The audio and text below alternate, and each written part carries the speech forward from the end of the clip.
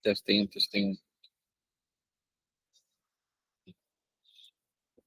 Bismillahirrahmanirrahim. Assalamualaikum warahmatullahi wabarakatuh.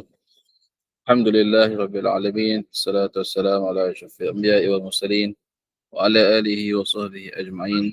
Rabbi shrah li sadri wa yassir li amri wahlul 'uqdatam min lisani yafqahu qawli. Amin.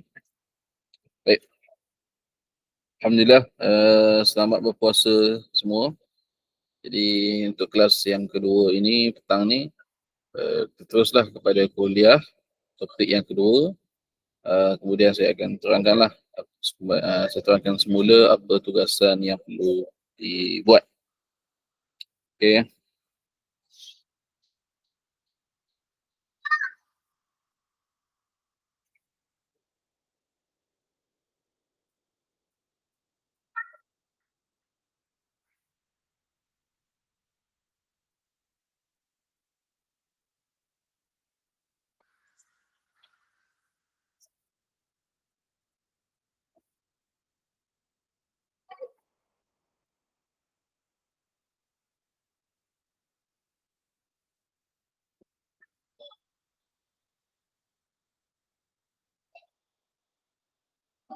Nampak pula dia keluar. Okey.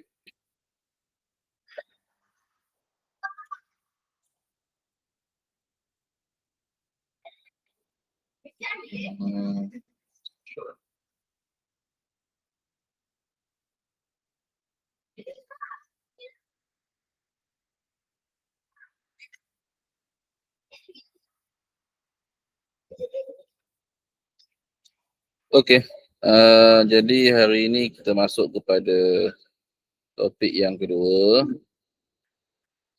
iaitu berkaitan dengan konsep-konsep asas dalam penyelidikan. Okey. Jadi ia kesinambungan lah kepada topik yang pertama. Sebelum ni kita dah bincangkan tentang apa itu makna penyelidikan. Jadi sekarang ni kita nak faham dulu. Mungkin ada yang biasa lah, mungkin ada yang biasa menulis kajian ilmiah, ataupun mungkin ada yang ini kali pertama dengar tentang kajian ilmiah. Jadi macam mana pun, untuk kita faham terlebih dahulu sebelum memulakan kajian ataupun penulisan kajian ilmiah ni, kita kena faham dulu beberapa teori dan konsep. Sebab ni nak membezakan di antara seorang yang sebut sebagai pengkaji ataupun sebagai penulis ataupun pencerita, kan. Sekarang ni kan macam-macam jenis lah, macam-macam jenis golongan lah ada sekarang kan. Kalau dalam bab agama pun sendiri, ada golongan yang disebut sebagai penglipu lara. Sebab apa? Sebab kata-kata dia, kupasan yang diberikan itu tidak boleh dianggap sebagai ilmiah, kan? Kerana apa? Kerana terlalu mengikut kepada lebih kepada memindahkan cerita, memindahkan kata-kata mungkin ulama atau orang terdahulu tanpa dia buat pemeriksaan, kan?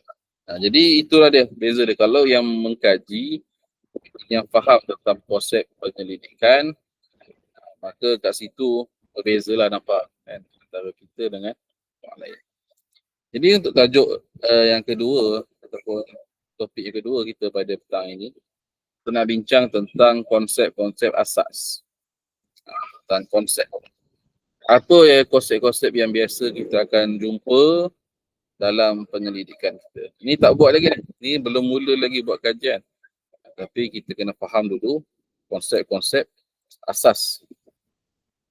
Supaya nanti kita fahamlah, tak terlalu kita kata keliru. Baik.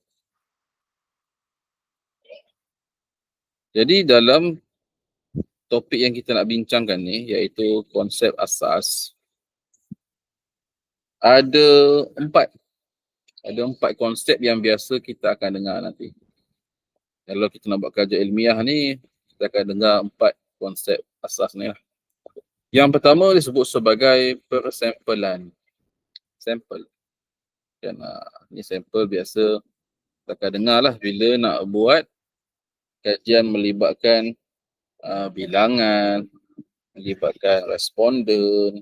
Tu kita akan ada guna sampel. Kita akan bincang kejap lagi lebih lanjut. Yang kedua disebut sebagai teori. Teori ni kita akan jumpa juga, terutamanya yang buat kajian bersifat kuantitatif. Kuantitatif ni kajian dia bersifat numerical, melibatkan data, nombor.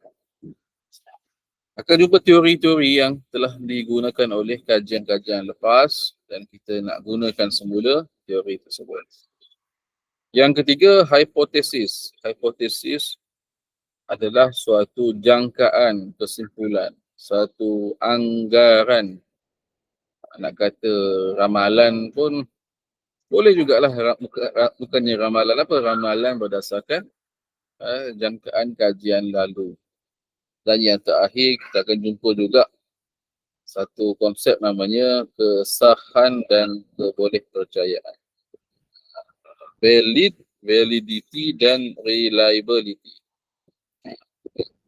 Jadi bila sebut tentang penyelidikan, 4 konsep ini memang tak dapat lari lah. Tak akan biasa jumpa. Yang pertama, kita cerita tentang persampelan. Nak tahu sampel. Dalam dunia penyelidikan adalah mustahil atau sangat sukar untuk mengkaji semua individu, objek atau fenomena yang kita minat. Kan? Yelah, kita nak kaji ni tak boleh kaji semua benda lah. Jangkauan kita tu tak sampai. Jadi kita perlukan sampel. Perlukan kumpulan yang mewakili keseluruhan. Kelompok yang dilengkap ini dipanggil populasi. Oleh kerana kekangan masa, maksudnya daripada sekian banyak jumlah ataupun kita punya sasaran kajian itu, kalau keseluruhannya disebut sebagai populasi. Sebahagian daripada populasi disebut sebagai sampel. Sama lah macam kita hari ni nak jual. Kita minta sampel. Jadi kita bukannya minta ke semua barangan tersebut, tapi kita minta sampel sebahagian ataupun 1-2 daripada jumlah barangan yang ada. Oleh kerana kekangan masa, kos dan tenaga, penyelidik perlu memilih sebahagian kecil daripada populasi untuk mewakili keseluruhannya. Bahagian yang dipilih dinamakan sampel dan proses pemilihannya disebut sebagai persampelan. Itu kan istilah dia kan. Jadi ada tiga istilah lah. Populasi, sampel, persampelan. Populasi adalah jumlah keseluruhan. Sampel kita ambil sikit.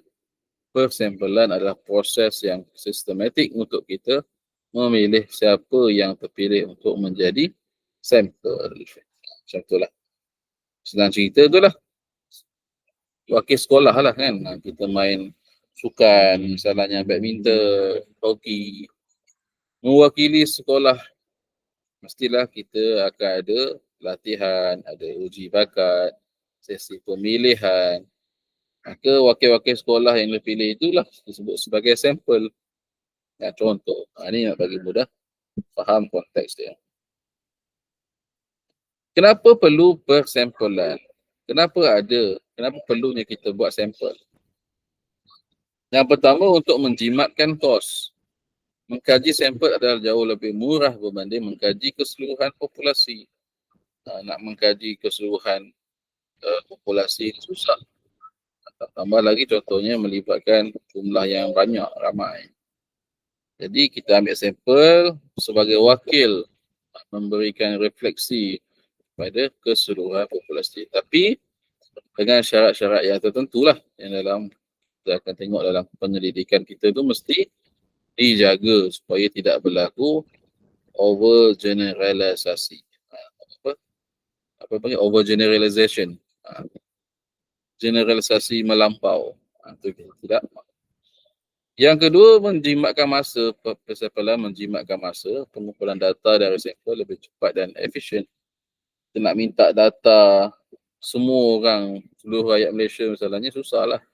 Ramai.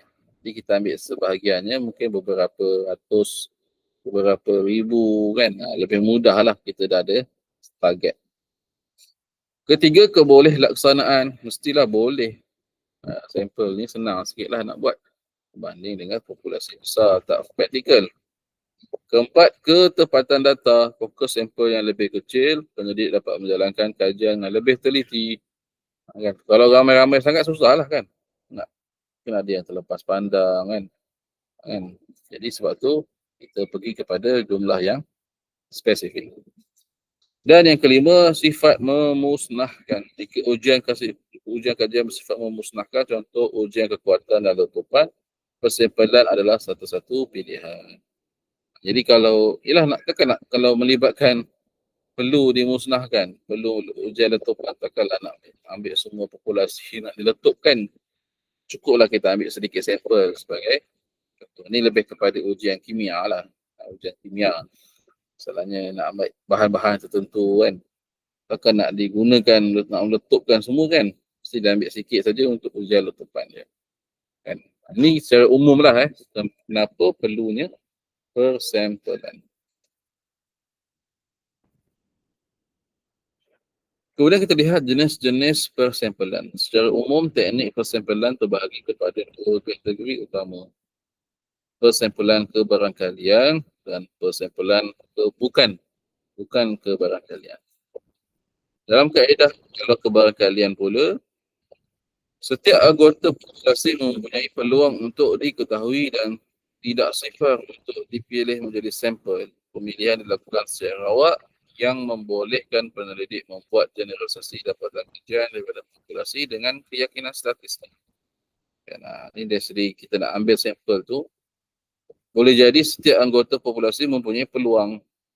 Maksudnya tak ada contoh dalam populasi tu. Boleh kata semua populasi tu boleh dijadikan sebagai sampel. Dan dia adalah kaedah dia kan. Pemilihan dilakukan secara rawak. Sebab apa? Sebab dilakukan secara rawak. Sebab dia pilih-pilih secara rawak. Jadi semua sampel itu atau semua populasi itu kebarangkalian dia boleh memberikan data yang diperlukan. Jadi sebab apa dia kebarangkalian? Kerana sama ada kebarangkalian dipilih ataupun kebarangkalian tidak dipilih. Yang kedua, bukan kebarangkalian. Dalam kaedah ini, pemilihan sampel tidak dilakukan secara rawak. Dia dah ditetapkan. Tidak semua anggota populasi mempunyai peluang untuk dipilih. Kaedah ini lebih mudah dan murah tetapi tidak membenarkan generalisasi dapatan pada populasi secara statistik. Dia sering digunakan dalam kualitatif atau kajian penyerbukaan. Jadi bukan kebarangkalian ni dia tidak dipilih secara rawak. Dia dah ditentukan. Dia dah ditentukan siapa yang akan menjadi sampel. Dan jadi itulah dia, beza dia. Kebarangkalian ni, kebarangkalian dipilih atau tidak dipilih. Tapi yang bukan kebarangkalian ni, dia tak ada pilihan. Dia sama ada dipilih ataupun tak terpilih. Maksudnya dah ditentukan. Okay, kita tengok Contoh. Kalau persampalan rawak. Contoh persampalan kebarangkalian. Maksudnya kebarangkalian ni dipilih secara rawak. Maksudnya setiap subjek dalam populasi diberikan nombor, kemudian penyelidik memilih sampel secara rawak menggunakan kaedah seperti cabutan nombor, jadual nombor rawak atau perisian komputer. Jadi maksudnya dalam populasi itu masing-masing boleh merasakan dirinya terpilih ataupun tidak. Sebab dia bergantung kepada cabutan undi kan. Ataupun guna perisian komputer. Ini undi kan. Kita undi siapa yang kena lah. Siapa yang kena kan. Kelebihan dia sangat representatif dari sudut statistik, bebas daripada bias. Dan tak bias lah dia pilih secara rawak kan. Tak ada pilihan. Namun kekurangan memerlukan senarai lengkap populasi yang selalu sukar. tidak praktikal untuk populasi yang sangat besar dan tersebar. Itu beza dia. Tu dari segi kelemahan dia, kena dapatkan detail lah. Setiap populasi tu kena dapatkan detail dia. Barulah kita boleh kita buat secara awak. Supaya pemilihan kita tu mewakili lah dengan jumlah populasi yang sebenar.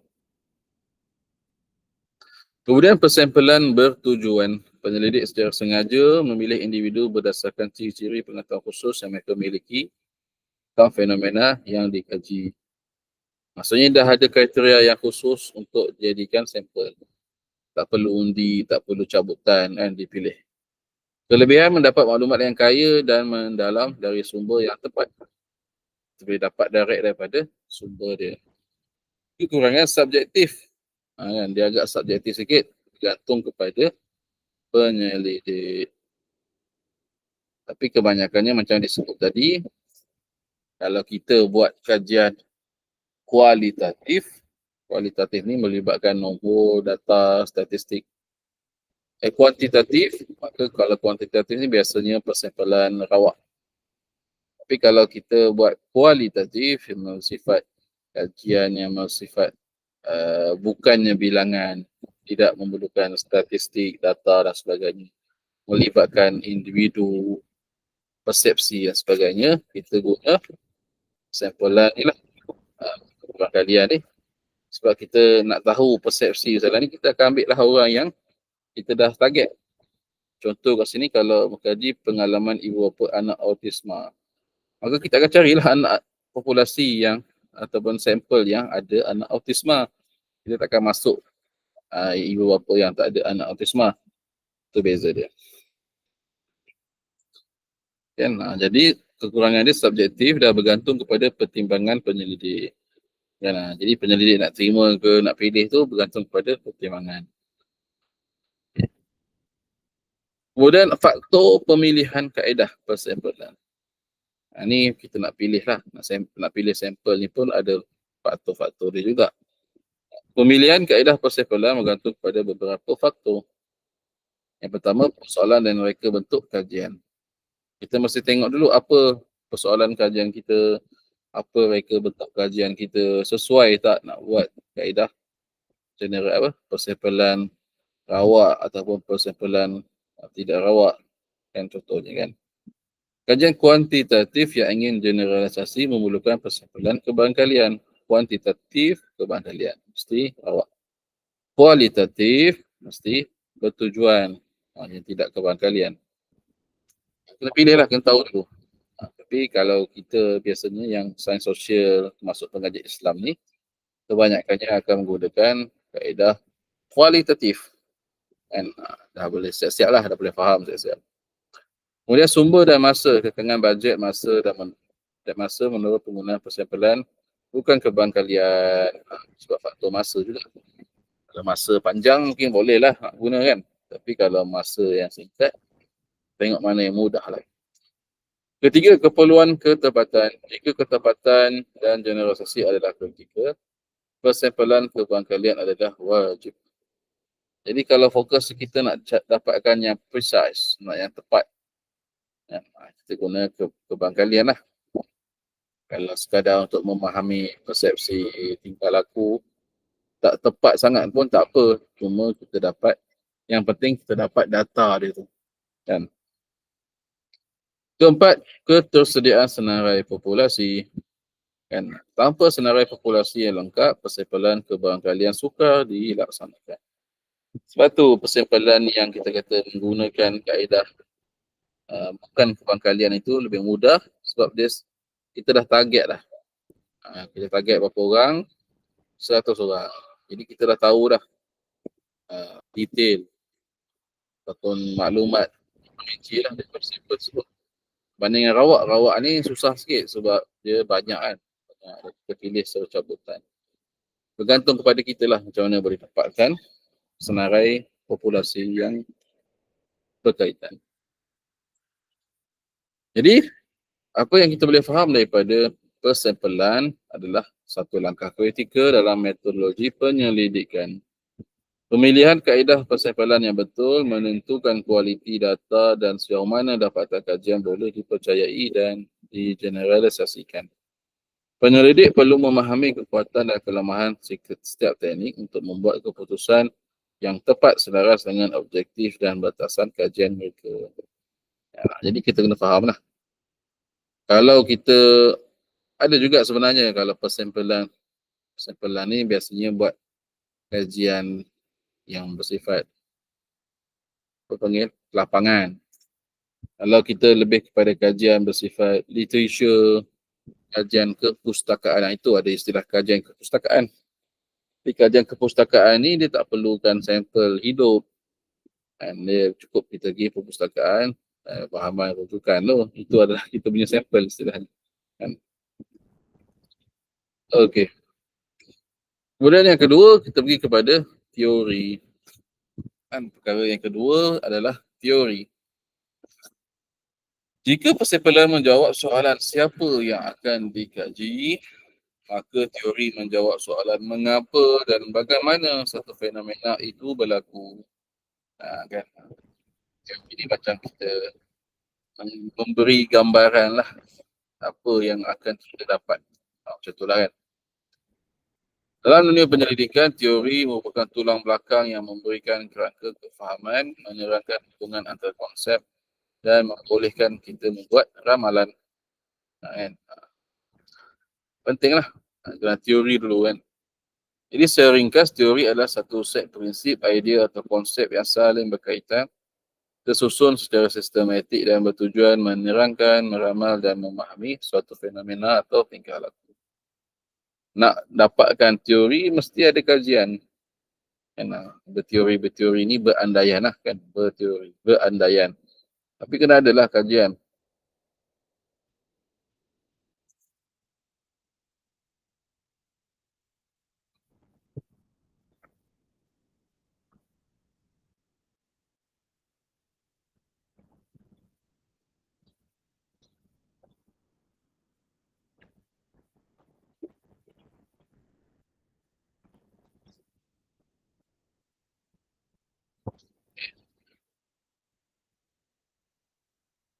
Kita sambung je lah je.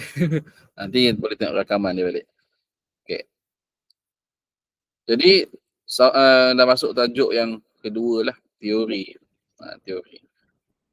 Jadi kalau kita tak faham tentang teori ni adalah satu set prinsip, idea atau konsep yang saling berkaitan, tersusun secara sistematik, bertujuan menerangkan, meramal atau memahami sesuatu fenomena atau tingkah laku. Jadi termasuk dalam konsep ataupun konsep-konsep penyelidikan tu ada teori. Biasa kita akan jumpa teori ni akan berkait dengan penyelidikan. Setiap penyelidikan tu mesti akan ada teori lah, boleh kata ada teori. Maksudnya dia menjangkakan sesuatu daripada apa kajian yang telah berlaku dan untuk kajian yang akan dilakukan, apa jangkaan. Itu teori. Jadi kalau kita lihat ada dua pandangan dalam teori ni. Teori ialah satu sistem yang terdiri daripada konstruk, konsep dan proporsi penyataan tentang hubungan antara konstruk yang memberikan pandangan holistik tentang suatu fenomena. Teori. Contohnya apa lagi? Contoh teori fizik lah, biasa dalam fizik banyak kan teori ni kan. Macam mana boleh banyak teori dalam fizik? Sebab itu semua adalah hasil daripada penyelidikan mereka. Ada teori apa? Teori kuantum, teori Big Bang, misalnya kan. Itu semua adalah satu gambaran, sistem lah, konsep yang menggambarkan. Contohnya Big Bang. Dia adalah teori yang menggambarkan tentang bermulanya alam semesta. Adakah boleh dicabar teori ni? Boleh. Kita buatlah kajian kita.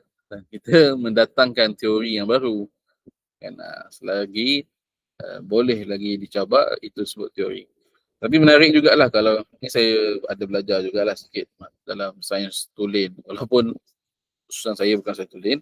Tapi dulu di sekolah tu adalah sikit sebanyak belajar. Dalam sains tulen ataupun pure science tu ada disebut sebagai pertama namanya hipotesis, kedua namanya teori, ketiga nama dia law. Hipotesis, kalau bahasa mudahnya hipotesis ni adalah jangkaan-jangkaan yang tidak boleh diterima lagi. Hipotesis. Kita akan bincang juga hipotesis. Hipotesis ini lebih kepada jangkaan-jangkaan yang kita buat sebelum dapatan kajian. Jadi siapa saja boleh berhipotesis. Kan? Kita berhipotesis, kita menjangkakan, oh hari ini hujan petang. Kita tiba-tiba je berhipotesis. Tak ada pun kita nak mengkaji apa kan. Jadi sesiapa saja boleh hipotesis. Jadi dalam hal-hal berkaitan penyelidikan, kalau tak ada lagi kajian yang dah dijalankan, boleh saja, sesiapa saja boleh berhipotesis. Itu di peringkat paling bawah sekali. Contohnya apa tu? Bumi itu datar, flat earth kan. Flat earth masalahnya. Itu adalah hipotesis lagi. Dia siapa saja, dia belum menjadi satu kajian pun. Dia hanyalah gambaran-gambaran oleh orang tertentu yang menggambarkan bumi ini flat. Kemudian yang kedua ada disebut teori. Inilah teori. Teori ni kira dalam sains tulen, pure science, dia peringkat kedua. Sebab apa? Sebab teori ni dah ada kajian yang dijalankan. Beza dia. Yang ketiga, law. Law ni kajian yang dah diterima pakai dan tak ada satu kajian pun yang dapat ataupun yang dah mencabar law ini. Maksudnya daripada teori, sebabkan tak ada siapa yang mencabar teori ini, maka dia naik jadi law. Contohnya apa? Kalau teori tadi saya kata teori kuantum, teori Big Bang. Itu masih lagi dibahaskan, diperdebatkan lagi. Tapi sampai law of law of gravity, salah ni kan, law of gravity dalam sains fizik lah. Tak ada siapa yang mencabar law of gravity ni kan. Dia adalah kiraan dan saya pun tak ingat dah punya formula tu. Hukum gravity tu dia akan semua ke pusat bumi. Tak ada siapa yang mencabar law of gravity ni, jadi dia kekal sebagai law. Maksudnya setiap yang ada di bumi ni yang tercampak ke atas akan pergi ke bawah. Tak ada orang kata siapa yang tercampak atas tu dia akan terus layang-layang sampai keluarkan rasa. Tak. Mesti satu tahap dia akan jatuh ke bawah. Sama juga inertia, apa lagi inertia, law of inertia kan. Kita kata daya itu sentiasa bergerak. Walaupun kita dah berhenti, daya itu akan tetap bergerak. Itu semua adalah law. Maksudnya hukum lah. Kita itu dalam sains tulis lah. Tapi kalau kita dalam kajian pengajian Islam ni, kita tahulah semua itu adalah ilmu Allah Ta'ala, kuasa Allah Ta'ala kan. Sebab tu kita sebut sebagai sunnatullah. Dan sunnatullah ni adalah ketentuan Allah Ta'ala lah, begitu. Tapi pada orang sains, mereka tak faham sebab ini adalah sebab kesan daripada pensekuleran. Jadi dipisahkanlah agama dengan sains kan. Jadi orang sains dia tak faham agama. Orang sains tak faham sunnatullah. Sains dia barat lah. Jadi mereka faham itu dah law. Itulah adalah hasil penyelidikan mereka yang tak boleh dicabar. Semua kena ikut law ni. Itu jadi law lah. Padahal itu kalau dari segi kajian Islam, itu adalah hukum Allah Ta'ala. Begitulah. Faham kan? Baik, itulah dia sedikit sebanyak kan. Perbezaan. Jadi teori ni mesti kena ada kajian. Dah ada kajian tu barulah kita. Macam Big Bang tadilah. Ada banyaklah kajian sebenarnya. Kajian-kajian tu sebenarnya menyokong teori Big Bang. Pengembangan alam semesta. Bermula daripada letupan. Cuma tak ada lagi, cuma dia tak naik sebagai law lagi kerana masih lagi diperdebatkan kan. Istilah dia. Dia tak boleh jadi law of Big Bang. Masih lagi belum. Mungkin saintis moden sekarang ni banyak lagi kaji kan. Terutama bagi angkasa. Okey. Itu sedikit sebanyak lah. Jadi sedang teori adalah teori. Teori adalah satu kita kata kefahaman konsep hasil daripada penyelidikan yang telah dilakukan. Kemudian fungsi dan kepentingan teori dalam penyelidikan. Memberi kerangka konseptual. Teori membantu penyelidik memahami gambaran besar. Kan, dia membantulah kalau dalam pendidikan. Kalau dalam sains sosial, pengkajian Islam misalnya, apa teori dia? Ada teori ekonomi. Ada teori apa lagi? Teori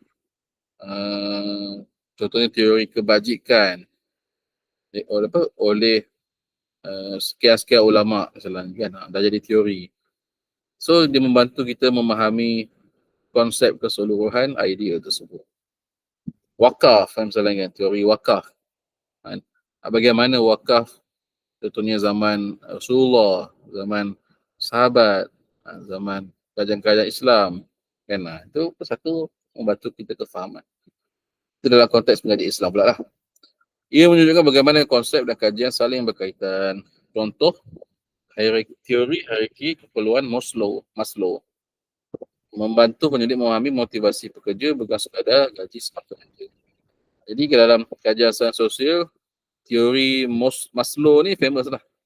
Teori Maslow kan, keperluan Maslow kan. Maksudnya dia ada hierarki dia, keperluan manusia. Itu fungsi teori. Yang kedua, menerangkan fenomena. Teori menjawab soalan mengapa, kenapa,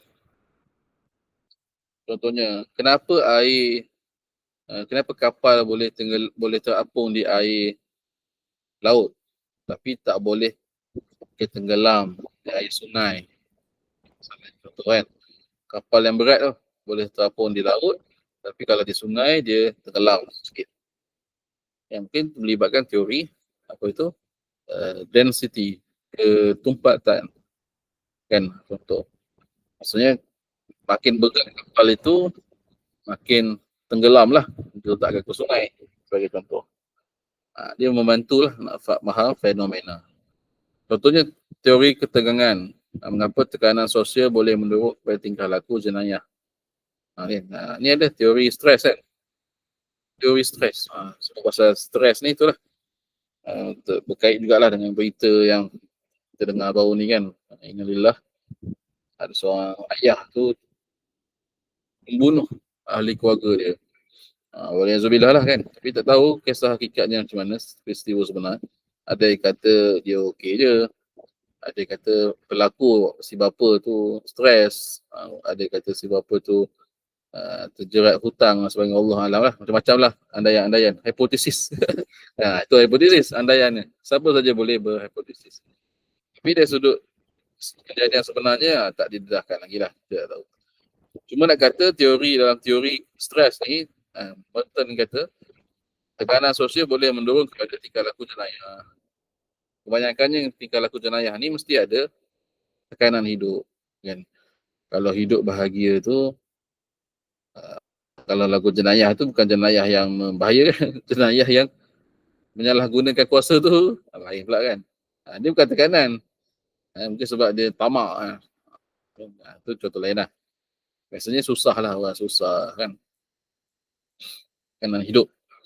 Yang ketiga, meramal fenomena. Jadi teori ni bukan saja membantu menerangkan fenomena, tapi dia turut meramal. Teori yang mantap membolehkan penyelidik membuat ramalan tentang apa yang akan berlaku dalam situasi tertentu. Contohnya dalam teori pembelajaran sosial Bandura, kita boleh meramal bahawa pendedahan kepada model keganasan akan meningkat kecenderungan seseorang bertindak agresif. Kan? Kita boleh meramal juga. Meramal. Kalau kita bagi, kita kata, contohnya tayangan-tayangan filem yang berunsur keganasan. Kan? Bagi budak kecil tengok kan. Kita boleh ramal lah apa yang akan jadi pada budak kecil tu. Contohnya ibu bapa sering bergaduh depan anak. Kita boleh meramal anak tu akan jadi macam mana. Itu teori lah. Ini semua daripada teori-teori yang disebutkan tadi. Contohnya teori pembelajaran sosial, Bandura, teori Merton, teori Maslow. Ini semua adalah dicuba nak memberikan gambaran, memberikan kefahaman kita kepada sesuatu fenomena yang berlaku. Dan benda tu berlaku berulang kali. Jadi dia buatlah satu rumusan. Teori lah jadi. Maksudnya teori. Keempat, membimbing proses penyelidikan. Teori membimbing penyelidikan topik, pembentukan soalan, pembentukan hipotesis, pemilihan metodologi, pentafsiran data, dan sebagainya. Dan yang terakhir, menyediakan bahasa dan kerangka komunikasi. Teori menyediakan konsep dan istilah khusus membolehkan para penyelidik berkomunikasi untuk membincangkan suatu fenomena yang dengan lebih efektif. Bila kita ada satu teori dan teori ini diguna pakai oleh semua penyelidik, maka senanglah benda ni nak dibincangkan, dikaji, diwacanakan. Itu kepentingan dia. Kalau tiada teori, susahlah kan. Susah kita nak kembangkan kajian kita. Okay. Jadi dalam teori ni, untuk memahami teori dengan lebih baik, kita perlu mengenali komponen-komponen yang membina teori. Pertama, dia mesti ada konsep, dia mesti ada proposisi, dia mesti ada hipotesis, dan dia mesti ada pemboleh ubah. Dan ni komponen utama lah biasa kita nak faham teori itu mesti ada benda ni. Jadi konsep, idea atau gagasan, mesti ada satu gagasan. Macam mana? Apa yang kita nak gagaskan? Kalau macam tadi, konteks tadi, contohnya stres kan. Orang yang stres, dia boleh jadi mudah untuk melakukan jenayah. Tu kita konsep lah.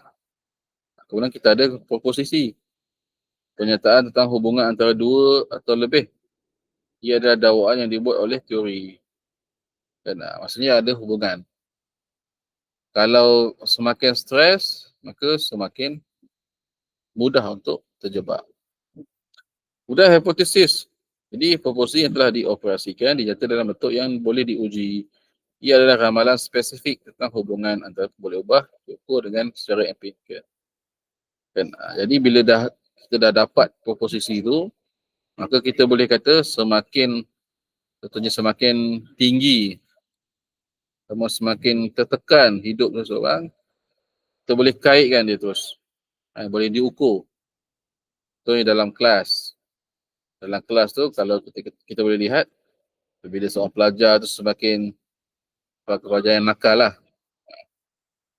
Mana-mana yang melakukan kesalahan disiplin, kita boleh tengoklah adakah hidup dia tertekan, stres. Jadi kita boleh terus kepada spesifik kajian kita.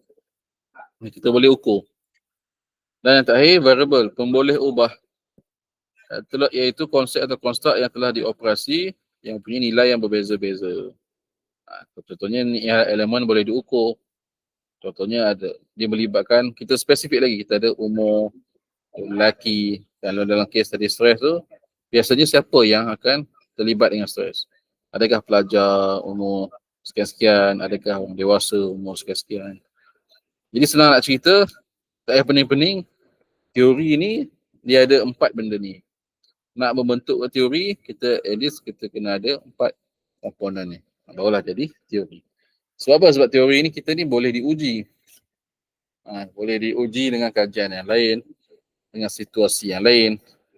Kalau dia boleh menerima kajian lain, kajian baru, maka bolehlah teori kita tu boleh dipakai. Istilah dia macam komponen-komponen lah. Komponen-komponen. Apa kita panggil? Komponen kereta kan misalnya. Universal kan.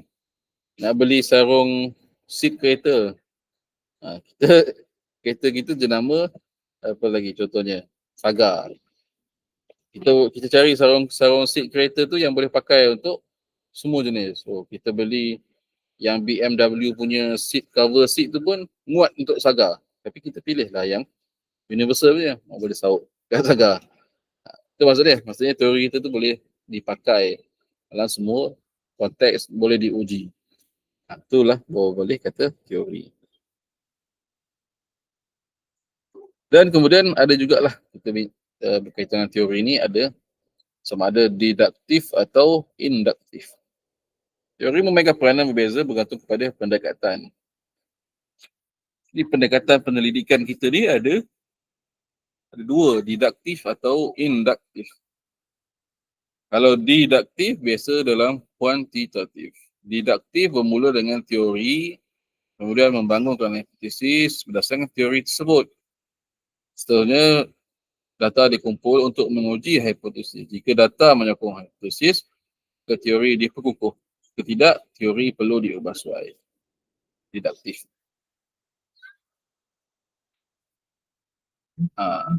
Kalau deduktif ni umpama dia kon lah. Kita menjurus. Menjurus deduktif. Induktif keluar, sebar. So kita bermula dengan pemerhatian, kumpul data, satu fenomena daripada data tersebut, kita cari pola, tema, hubungan, generalisasi, kemudian barulah kita buat konsep. Itu dia menjurus.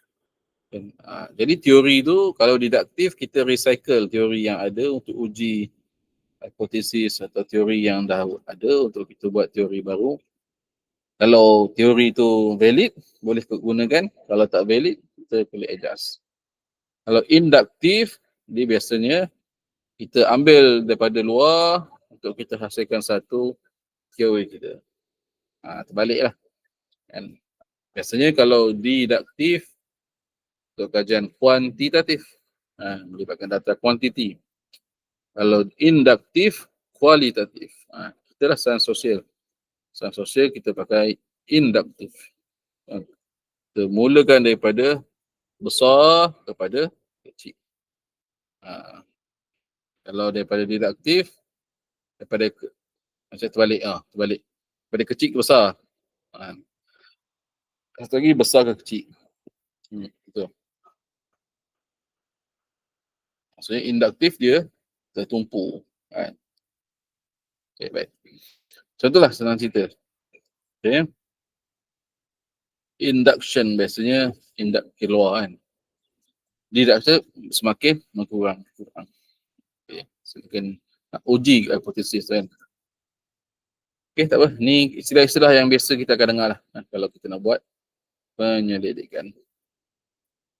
Jadi kesimpulan untuk teori bukanlah sekadar idea abstrak yang tidak berguna. Ia adalah alat saintifik yang praktikal penting dalam penyelidikan. Ia memberi makna kepada data, menghubungkan dapatan kajian dengan ilmu sedia ada. Membolehkan kita bukan sekadar melihat apa yang berlaku, memahami apa yang berlaku. Jadi nak fahamkan fenomena yang berlaku tu kena ada teori lah. Bukan sekadar melihat, memahami, okey. Sama ada digunakan deduktif atau induktif untuk membina. Sekejap kita tengok. Beza induktif dan deduktif.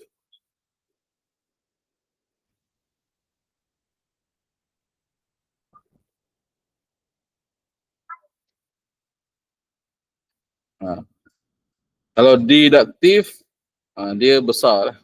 Terbalik kalau segitiga tu, deduktif daripada kecil ke besar. Kalau induktif, daripada besar ke kecil. Induktif. Contoh. Okay. Banyak kita boleh rujuk lah istilah-istilah tu. Pendekatan deduktif. Okay.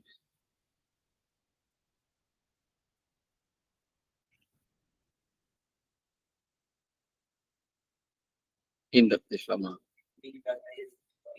Okay. Kemudian kita pergi kepada topik yang tajuk apa? Topik yang ketiga, hipotesis. Hipotesis tadi kita dah sebut juga tadi. Ia adalah satu ramalan lah, bahasa mudah dia adalah ramalan. Jika teori adalah peta yang menerangkan hubungan antara konsep secara umum, maka hipotesis ialah ramalan spesifik. Spesifik jangkaan itu. Kajian tak siap lagi, tapi kita dah menjangkakan. Itu hipotesis. Okey. Hipotesis adalah pernyataan formal, tertulis dan boleh diuji meramalkan hubungan antara dua pemboleh ubah. Dua atau lebih pemboleh ubah. Ia adalah tekaan terpelajar. Jadi dia bukannya tekaan rawak. Dia adalah tekaan terpelajar yang kita dah buat berdasarkan teori. Kan? Sebab tu kita kena ada teori dulu. Sebab tu kita ada kajian lepas, barulah kita boleh buat hipotesis. Kalau tak ada teori, dia akan jadi ramalan bebas lah. Kan? Macam saya kata tadi kan. Ciri-ciri hipotesis yang baik, inilah hipotesis yang baik. Ini dari sudut saintifik. Boleh diuji jelas dan spesifik berdasarkan teori atau kajian lepas, ringkas dan padat menjawab persoalan kajian. Inilah. Kepentingan hipotesis dalam penyelidikan memberi fokus dah hala tuju. Jadi kalau kita buat hipotesis ni penting supaya kita boleh fokus kepada data-data yang relevan saja. Mengelak daripada kita melaut lah. Melaut tak tahu nak kaji apa kan. Sebab tu kita kena ada hipotesis.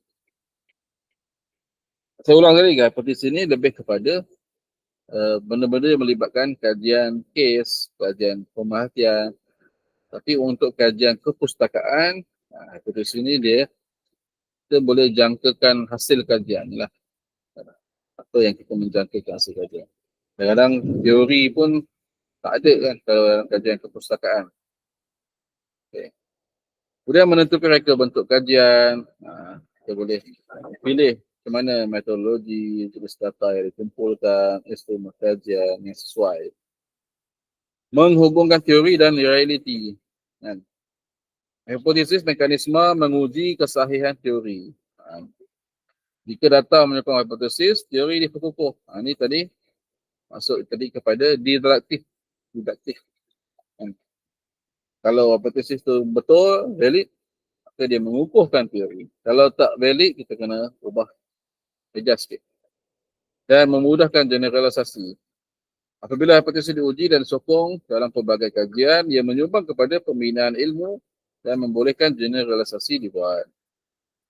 Jadi, persoalan dia adakah antara lelaki dan perempuan yang mana lebih ramai dalam IPT. Ini semua adalah hipotesis lah.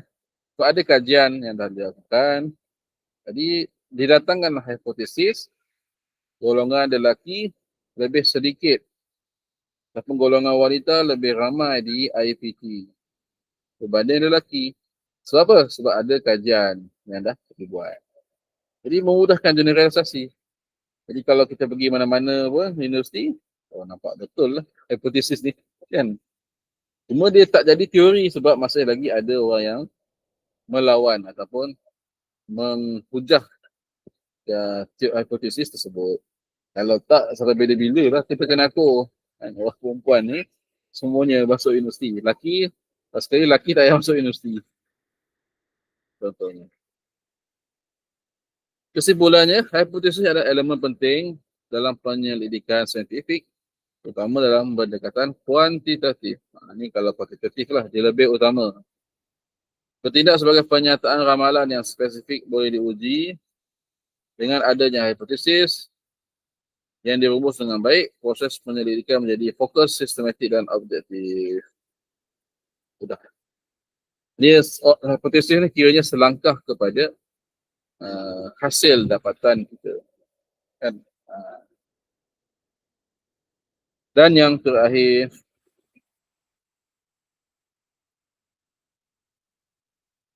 kesahan dan kebolehpercayaan. Validity dan reliability. Contohnya, bayangkan anda menggunakan penimbang berat badan setiap kali anda naik, ia menunjukkan angka yang sama. Ia bermakna penimbang itu boleh dipercayai sebab dia konsisten.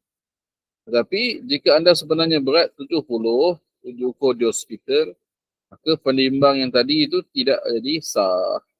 Sebab dia berubah. Ia tidak mengukur apa yang sepatutnya diukur. Dalam penyelidikan, kedua-dua kuantiti mesti pada instrumen dan dapatan kajian. Seringkas, validity ataupun kesahan, sejauh mana instrumen mengukur apa yang sepatutnya diukur. Tepatlah. Jangan diukur benda lain. Kebolehpercayaan, reliability, sejauh mana instrumen memberikan keputusan yang konsisten. Kita nak percaya dia mesti reliable, mesti konsisten. Sama macam manusia jugalah.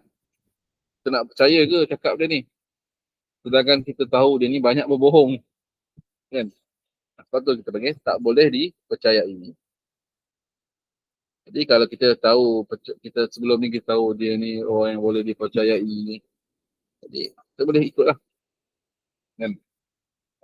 Baik. Ini dalam bentuk validity, kesahan. Kesahan merujuk kepada ketepatan interpretasi skor atau dapatan kajian. Kan, contohnya. Kita ada, banyaklah ni saya baca lah, istilah-istilah ada ni. Ada kesahan muka, face validity, kesahan kandungan, kesahan kriteria, kesahan konstruk. Maksudnya,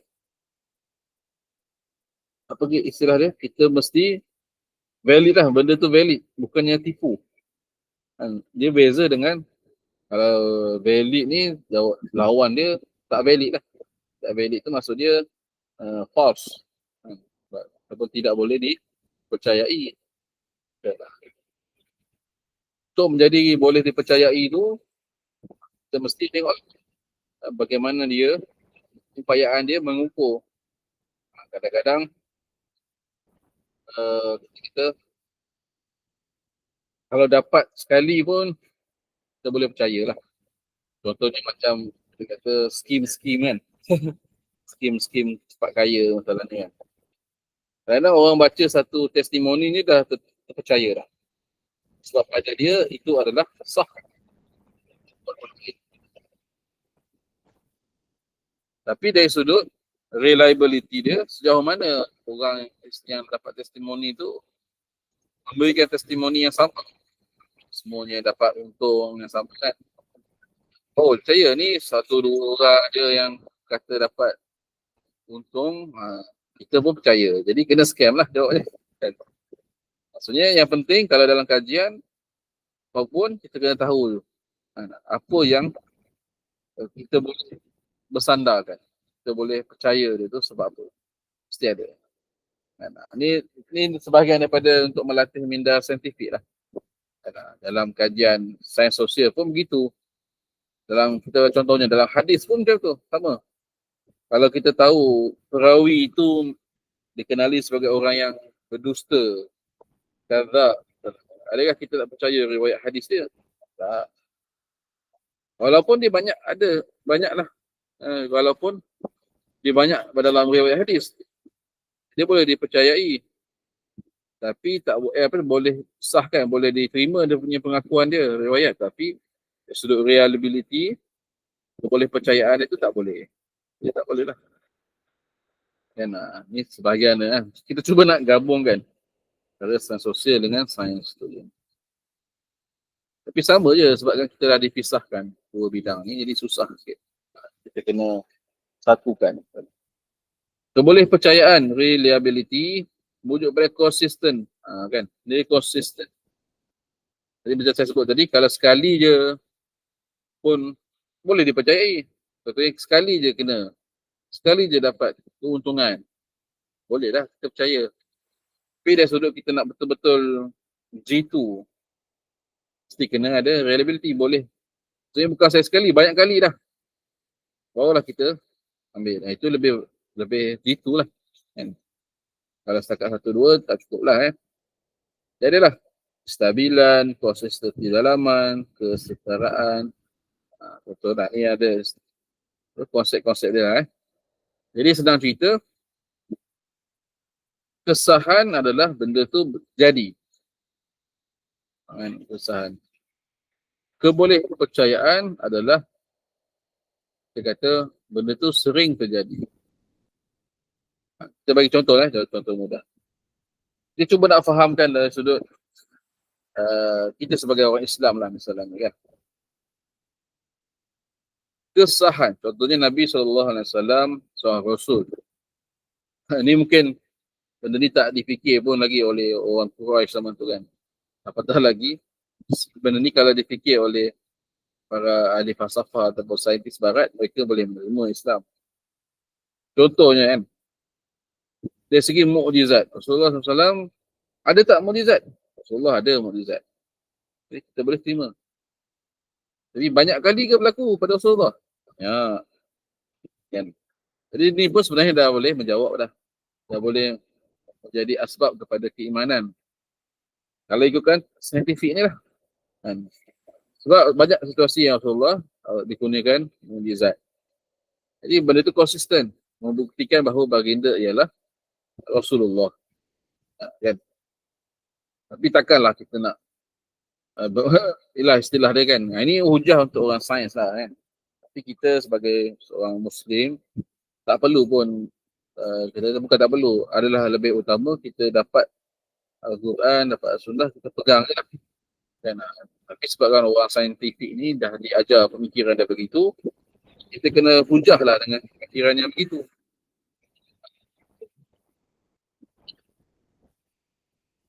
Dia menjawab jugalah kepada orang yang mendakwa menjadi Nabi dan Rasul kan. Dia semua tipu je. Kita tanya soalan macam ni je pun. Kalau dia tak jawab, so yang dah sah-sah lah, tak boleh dipercayai. Jadi inilah antaranya hubungan antara kesahan dan kebolehpercayaan.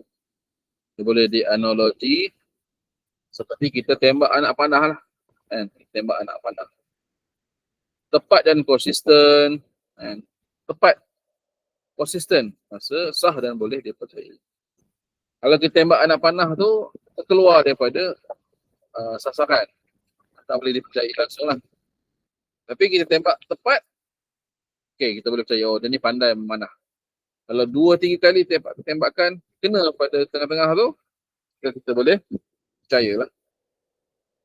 Tapi ada kalanya pemanah tembak tak tepat, masuk dalam tu sasaran tapi tak tepat, okay, bolehlah terima. Tapi tak konsisten. Tapi konsisten. Dia konsisten tak tepat. Kan? Maksudnya kita boleh tahulah tak sah tapi boleh dipercayai. Kita boleh percaya dia ni memang bererti memanah tapi tak pakar. Kemudian yang ketiga ada juga tepat tetapi tidak konsisten. Tepat sekali je tepat. Tapi yang lain-lain tu tak kena. Sah tapi tak boleh dipercayai. Dia tahu okey sah. Oh, dia ni memang boleh tepat tapi tak boleh kata pro jugalah. Kan? Tidak tepat dan tidak konsisten. Adalah tak tepat tapi tak konsisten pula. Ada yang jatuh, ada yang di luar kan. Jadi tak sah dan tak boleh. Dia boleh, oh dia ni memang tak hati memanah. Kan? Tak tepat. Lepas tu tak konsisten pula kan. Maksudnya tembak tu tak tepat dan luar, kena keluar kan. Tak masuk ke dalam sasaran. Jadi tak boleh dipercayai. Inilah kaedah-kaedah yang cuba kita fahami lah. Sebelum kita buat penyelidikan. Ni sebenarnya teori je kan. Teori je. Mungkin ada kita fikir, oh apa kita belajar apa ni kan. Ini sebenarnya nak membentuk minda saintifik. Pemikiran saintifik kita. Okay, kesimpulan kesahan dan kebolehpercayaan, dua konsep yang tidak boleh dipisahkan dalam menilai kualiti penyelidikan. Kepercayaan ada syarat yang perlu tapi bukan syarat cukup untuk kesahan. Semua mesti konsisten, barulah kita boleh bercakap tentang ketepatan. Si alat lah, kena konsisten dulu. Sebab tu kalau dalam hadis tadi saya sebut, kalau tak konsisten ataupun konsisten berdusta, maka tak boleh terima lah. Kesahan adalah konsep yang lebih penting kerana yang mestikan kita benar-benar mengkaji apa yang kita ingin kaji. Oleh itu, sebelum instrumen digunakan, adalah menjadi tanggungjawab penyelidik memastikan kedua-dua aspek ini diuji dan dilaporkan bagi menjamin dapatan kajian adalah tepat, konsisten dan boleh dipercayai. Kan? Ini melibatkan alat lah masalahnya kan, alat kajian. Okey, jadi itu sajalah kuliah kita pada petang ini berkaitan dengan topik konsep-konsep dalam penyelidikan. Konsep-konsep asas. Banyak lagi sebenarnya, ni asas lah dalam nak memahami penyelidikan. Okey, jadi seperti mana yang saya janjikan, saya terangkan semula lah ya, apa tugasan yang perlu dilakukan.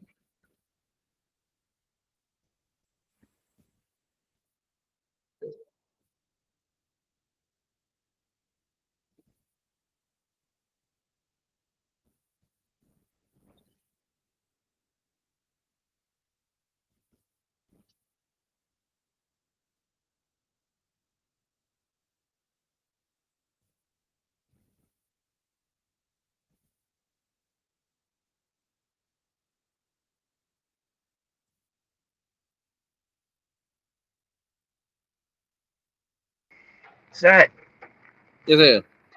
tugasan yang dilakukan tu yang saya masih lagi tak nampak nak kena buat apa. Okey, tu saya terangkan mula. Kenapa boleh ya, kita dua orang nanti, tak apalah, nanti suruh lah. Nanti saya tanya balik yang student seorang lagi tu. Tiga orang ni dalam ni.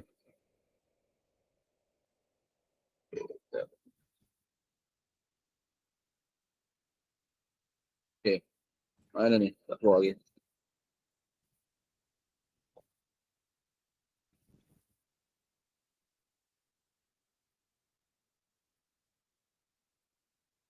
Ya.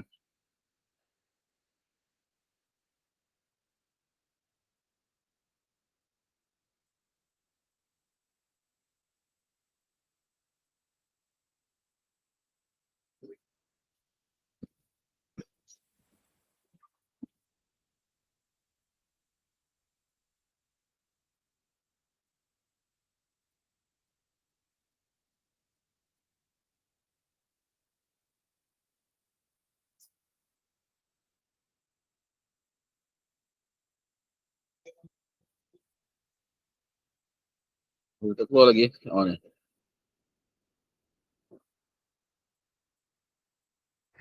Dah ada Ustaz. Ada. Okey. Baik. Jadi untuk tugasan, kita ada 60 markah. Ini penilaian berterusan lah. 60 markah, 40 final. Jadi untuk tugasan, ada dua. Satu, ulasan kepustakaan, literature review. Okay. Satu lagi, proposal. Okay, baik. Lagi 20, midterm lah, ujian tengah semester. Kalau untuk tugasan yang pertama, apa yang kita kena buat adalah kita buat literature review. Okey, pertama, bentukkan satu tajuk kajian. Jadi, mula-mula sekali Haji kena fikirkanlah apa tajuk kajian. Ni nak buat ni. Istilah dia apa? Kita nak buat FYP istilahnya. Sebab saya pun dimaklumkan kalau boleh pelajar yang ambil metodologi ni gunakan tajuk yang sama untuk buat FYP. Kan? Jadi kita dah buat tajuk dah siap waktu subjek ni, masa FYP tu senang. Tak perlu nak fikir tajuk lain. Kan? Jadi kita fikirkan dulu apa yang contohnya Haji nak buat tentang kajian tu, bidang kalau boleh kena sama dengan bidang yang jurusan lah. Kalau bidang account, bidang usuluddin, bidang syariah, kita ambil ikut bidang kita. Boleh fikir dulu tajuk. Mungkin boleh tengok apa-apa contoh-contoh tajuk kajian yang selepas lah, yang bersesuaian. Dia, dia, Lepas dah bentuk tak? dia tak Ya? kisah hadis, fiqh atau ulum Al-Quran ke, tak kisah Ustaz kan? Macam Haji usuluddin ya? Saya Usuluddin. Okay. Kalau usuluddin je tu, boleh. Ya, subjek-subjek yang bawah usuluddin, ya boleh je. Tapi nampaklah siapa yang akan jadi supervisor tu, Ustaz Nasir. Kan lah, bidang-bidang Ustaz Nasir ajar tu, boleh. Okay. Jadi, tajuk dulu. Lepas dah ada tajuk, mungkin nanti Haji boleh bagi tahulah dekat dalam grup, bagi tahu tajuk apa. Jadi saya komen lah, kalau saya dah verify, saya dah okey, tajuk dah okey. Barulah pergi kepada step yang berikutnya. Akhirnya first, settlekan tajuk dulu. Lepas dah ada tajuk, kalau boleh kita tajuk tu segeralah supaya kita boleh buat carian bahan. Okay. Lepas tu barulah kepada tadi lah bincang masyarah kan. Bincang masyarah tajuk apa yang kita nak buat kan. Okay. Besarkan sikit lagi.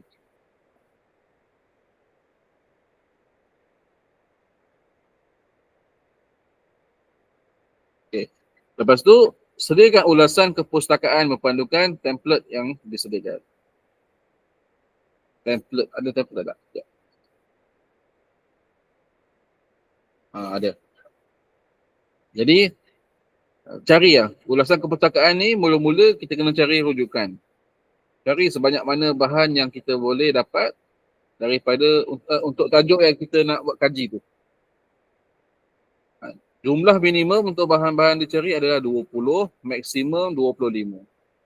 Bermaksud kalau contohnya bahan-bahan rujukan ni pun ada buku, ada artikel jurnal.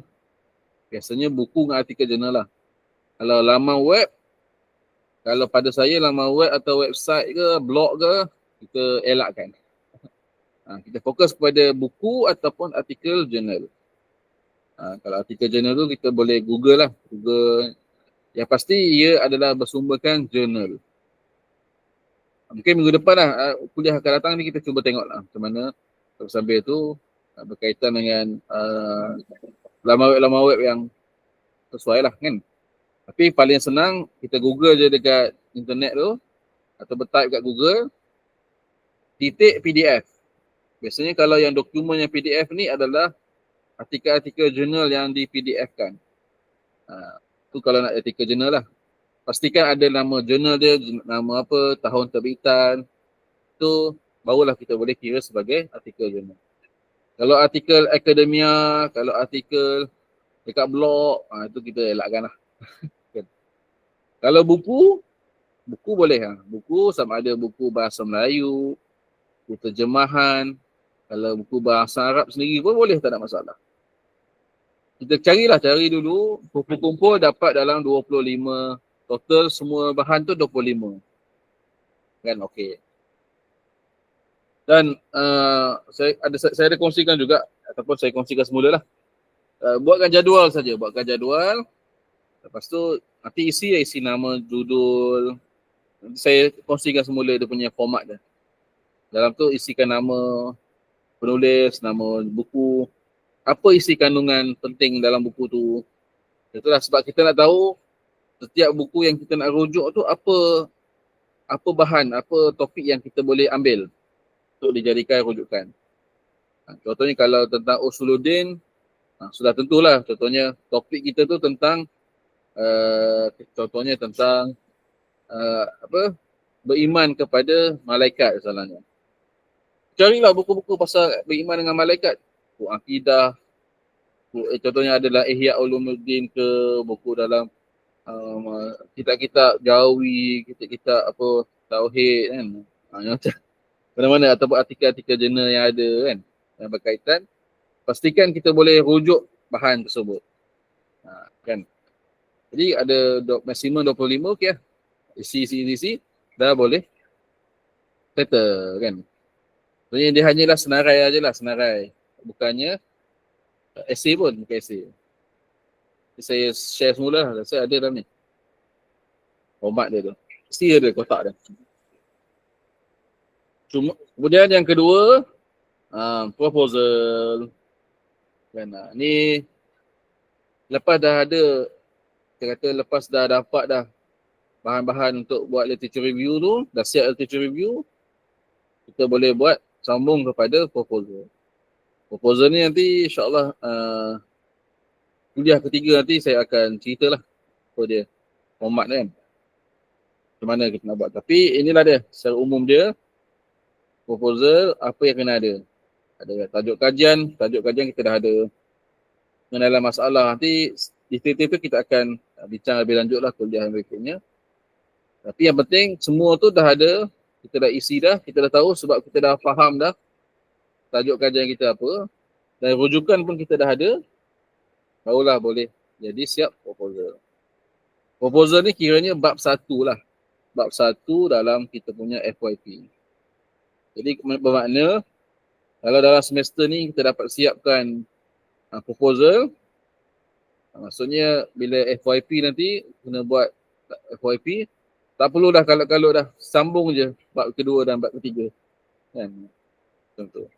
Jadi sebab tu cuba cari biar tajuk kajian kita tu macam yang kita dah bincangkan lah dalam kuliah tadi, senang kita nak buat, mudah untuk dicapai, nak kaji pun senang, tak perlulah rumit. Ustaz, ya? Okey, katakan saya masih lagi aktif berlumba, saya seorang pelumba kereta profesional. Okey. Saya buat tajuk fix solat bagi ahli sukan pelumba kan, contohlah kan, boleh lah tajuk tu. Boleh. Jadi saya kumpulkan jurnal-jurnal atau buku kitab tentang solat, termasuklah solat jamak kasar bila dia nak pergi ke satu tempat apa semua, sekali semua masuk boleh Ustaz kan. Itu dah pengalaman banyak lagi senang tu. Jadi tu saya nampak kat situ lah yang saya boleh buat kajian kan. Ya, setuju. Boleh tu. Cuma mungkin Haji buat dulu dia punya draft ayat tu, ayat tajuk tu. Nanti kita ijazah. Boleh. Baik, saya faham tak? Saya dah faham dah Ustaz. Okay, insyaAllah boleh. Kita dapat settle kawan ni mudah nak buat FYP nanti. Itulah sebab pengalaman lah dengan duduk dengan Ustaz Nasir tu kadang-kadang tu lah bila ada pelajar-pelajar yang last minute kan. Last minute dia, mungkin sebab dia tajuk dia tu tak kuasai betul lagi. Kadang-kadang dah nak habis belajar pun masih lagi tak siap lagi FYP. Itu yang kita nak elakkan lah. InsyaAllah lah kita cuba selesaikan awal. Siap yang ni, masa buat FYP senang je. Tak perlu nak kalut-kalut. Jadi itulah saja. Saya rasa selesai lah kot. Nanti saya akan terangkan balik lah dekat kawan kita seorang lagi tu. Jadi 2 tugasan lah. Dia cari teacher review dengan buat proposal. Selebihnya objektif ujian exam dengan final exam. Okay. Jadi itu sajalah untuk perang ni. InsyaAllah. Terima kasih Haji. Wassalamualaikum warahmatullahi wabarakatuh. Waalaikumsalam warahmatullahi wabarakatuh. Selamat berpuasa Ustaz. Terima kasih. Selamat berpuasa.